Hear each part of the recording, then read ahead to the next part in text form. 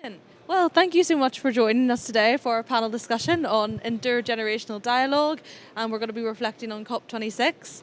It is the final full day of COP26. Tomorrow the climate negotiations are supposed to end, so we're all coming together to share our perspectives on how we think the conference has went, what our expectations were, if they've been met, and how we can plan for going forward. So my name is Rosalind and I'm a climate activist in Northern Ireland. I'm also delighted to be joined by Gabriel Quadri, who is a Mexican politician and a congressman in Mexico City, as well as Kyra, who is a student at Swarthmore College in Environmental Studies with a minor in Global Studies, and as well William Funderburk, who is a junior developer at H2O and Power Group. So thank you all for being here today. It's great to be speaking with you. And I guess my first question, just to open up the discussion, would be, what have you thought of the past 2 weeks of climate negotiations? Maybe we could start with you, Gabriel, and then work our way around. How have you found this conference in Glasgow? Well, I think that this COP, as all the COPs, is a very struggling process between groups of participants. On the one side, you have Europe. On the other side, you have the G77 and China, India. In other side, the United States and Canada. And other groups of countries like the small island countries and other groups. And obviously, every group has its own interests and perspectives and vision. And it's a very difficult process to try to converge in something that in what everybody can have a common idea. I think that so far, we can be relatively optimistic about this COP, taking into account what Prime Minister Boris Johnson presented on Tuesday, and also because of the joint statement between China and the United States in terms of fulfilling the objectives of the Paris Accord. And from other perspective, I can see now that globally, because Glasgow and COP26 is an expression of what is going on globally, climate interest and climate policy and climate decisions are growing by the day in a huge snowball that is growing every day bigger and bigger and bigger, and is acquiring more inertia. And I think that during the next few years, we will have very important breakthroughs in climate policy. And I believe, I don't want to be excessively optimistic, but I believe that Glasgow will be a breakthrough, an important breakthrough in climate negotiations. Yeah, no, thank you for sharing that. Would you be along the same sort of lines, Kyra? Do you feel optimistic after the 2 weeks, or how would you position yourself on the spectrum of outrage on one side and then optimism on the other?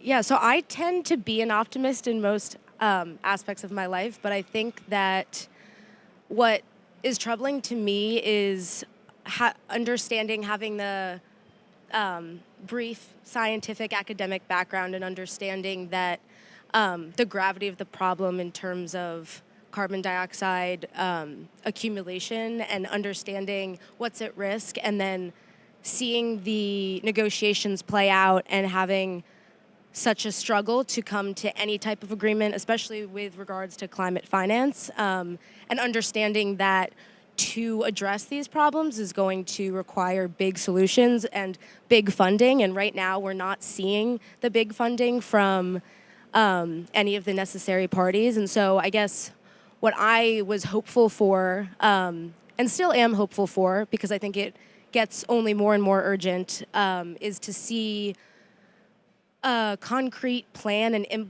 a way of implementing clear, actionable steps in terms of actually reducing the carbon dioxide accumulation, in terms of reducing the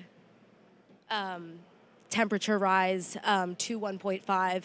I think that there's a lot of talking, and I think that's really important. And there is definitely something to be said for being surrounded by so many people that do care. I've never been in an environment like this, and so in a lot of ways it is inspiring and really a wild experience for me personally at my first COP.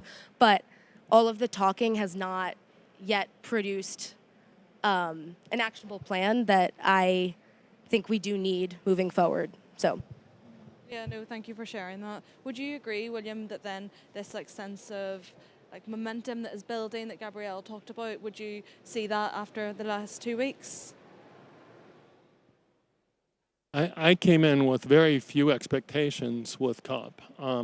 Having been to Paris, having been to Bonn, having been to Madrid, and seen the deal almost fall apart in Paris, I expected there to be something similar, and sure enough, look at what's happened with China coming out and the U.S.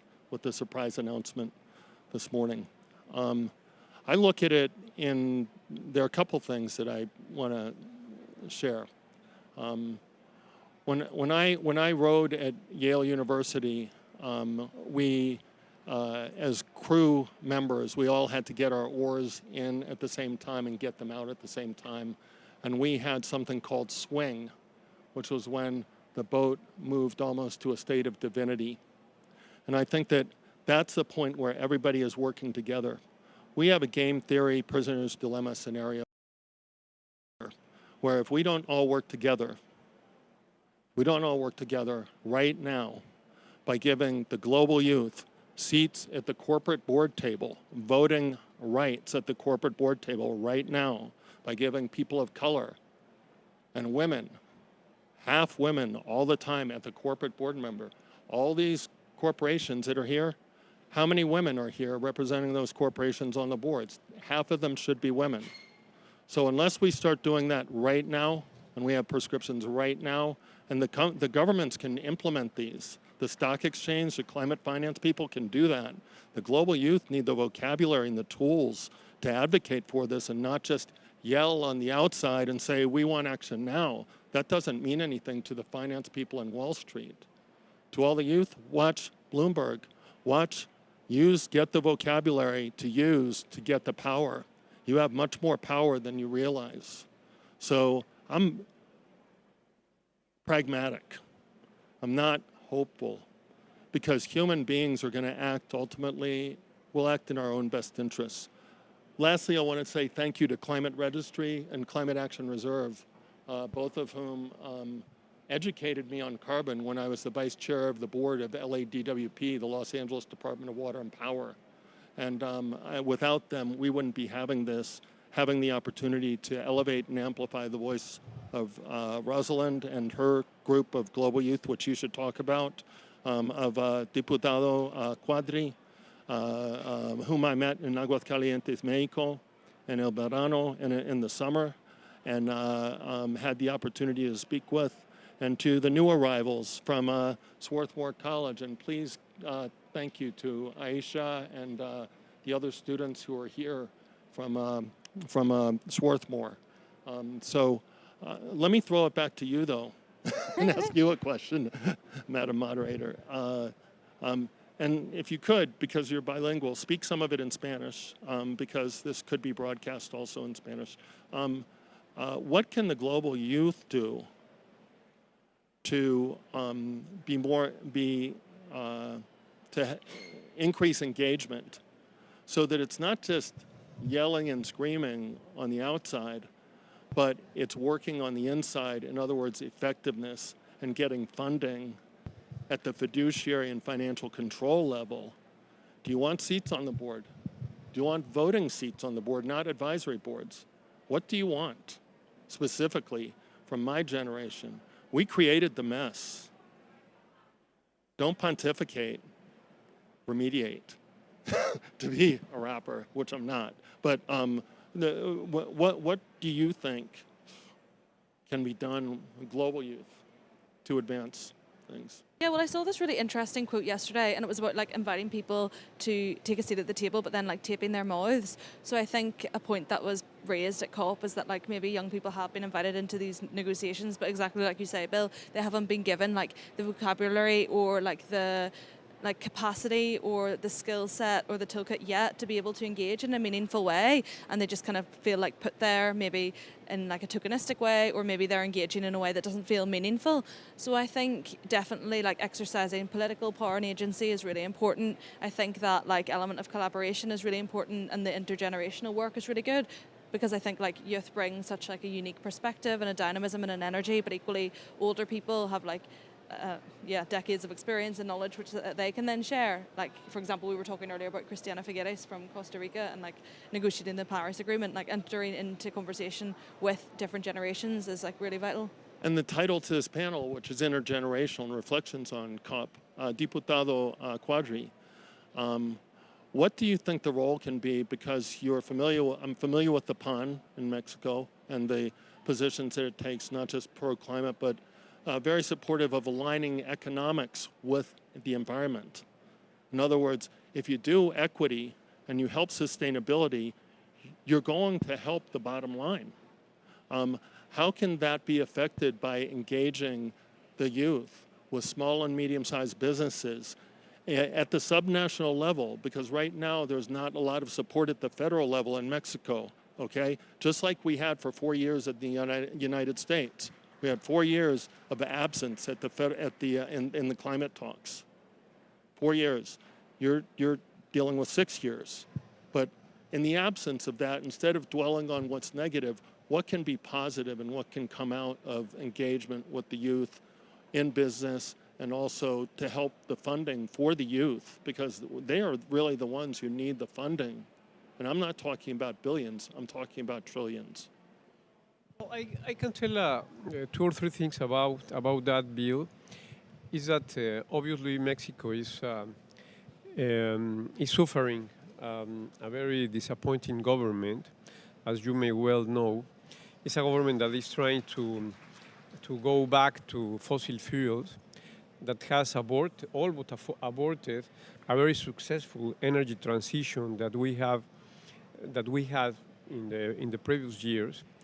And so it's a very regressive set of policies that our government is pursuing. As you said, it's like the Trump years in the U.S., but it is worse, because this government despises environment, despises climate change, despises renewable energies, but also it's a very incompetent government. It's a government that has no vision, no abilities, no capabilities to really perform adequately in terms of governance. That on the one side. On the other side, as you said, it is true that Mexican local governments are in some way filling up the void. The governments from the states of Jalisco, of Nuevo León, of Guanajuato, of Yucatan. Aguascalientes, well, it's a small state, it's a very industrialized state, but it still has to go further. But I think that the states like Jalisco are taking the lead in Mexico, and to some extent that's encouraging. Thirdly, my third point is about youth. I think that the role of the youth is not only to engage in climate conversations and initiatives, but is to really try to change consumption patterns and to promote that the people, the citizens and consumers accept the new realities of climate change. Because I think that if citizens do not promote and demand from their governments tough policies in climate change, governments are not going to react, because all politicians what want is to stay in power. And if you are doing things that are going against the people, what the people thinks, you are not going to stay in power, and you are going to lose the next election. So what we think to do What we have to do is to create a social base of public opinion and political opinion to accept and demand tough policies in climate change. For instance, a carbon tax. No? Youth should be demanding a carbon tax in our countries. And when you say, in contrast, when you talk about higher prices for gasoline, they don't want to. And they react against it. No? Youth people, young people, and that's very contradictory. And finally, I can tell you that as far as I see, in my opinion, the young people in Mexico are not reacting enough, boldly enough to stop the government destroying energy transition in Mexico. And there are ideological reasons why the young people do not react strongly enough against our government. And that's a pity. I really think that's a pity. And we are losing a lot of opportunities.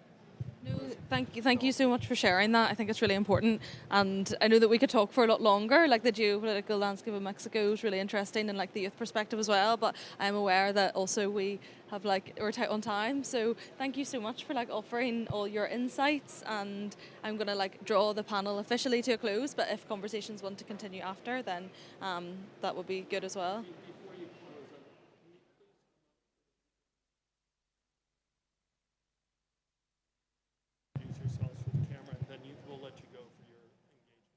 Yeah, so... And can we have a picture, please?